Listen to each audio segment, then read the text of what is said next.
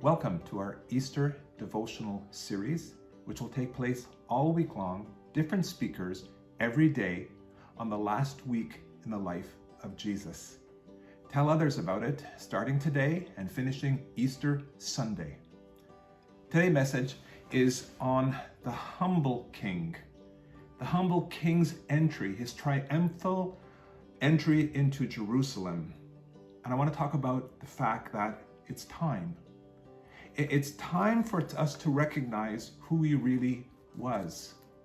We read in John 12, the next day the great crowd that had come to the feast heard that Jesus was coming to Jerusalem. They took palm branches and went out to meet him, shouting, "Hosanna! Blessed is he who comes in the name of the Lord. Blessed is the King of Israel." Finding a young donkey, Jesus sat on it, as it is written, "Do not be afraid, O daughter of Zion. See, your king is coming, seated on the colt of a donkey." In Jesus' day, royalty and nobles did not sit on donkeys. Instead, they sat on horses. They sat on beasts of honor. And Jesus did not come on a brave horse, but on an animal of low regard. Jesus could have come on a war horse, declaring that he is a conqueror and forcing people into submission, but he didn't. He comes as a humble king. He comes on a colt.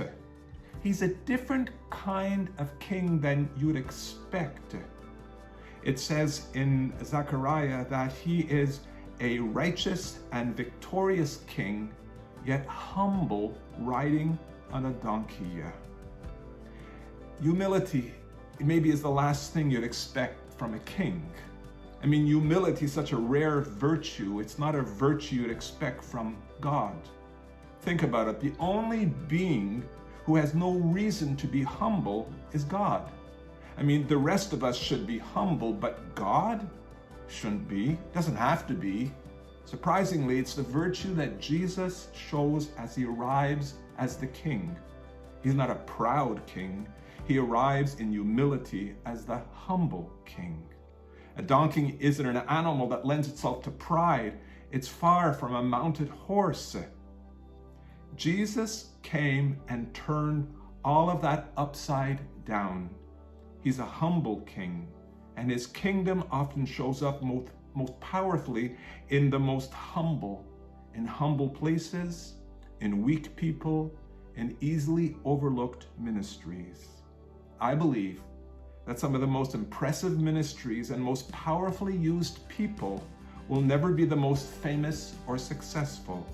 He's a humble king. So today, we must follow in his footsteps.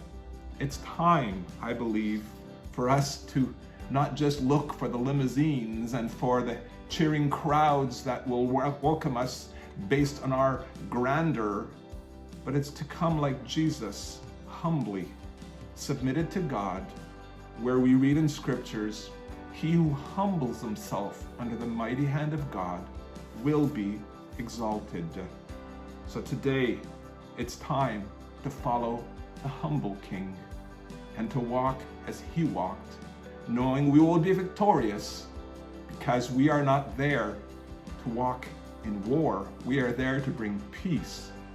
And Jesus conquered by giving his life. And because of it and his love, he achieved the victory that God had for him. And so too, the same would be true of us.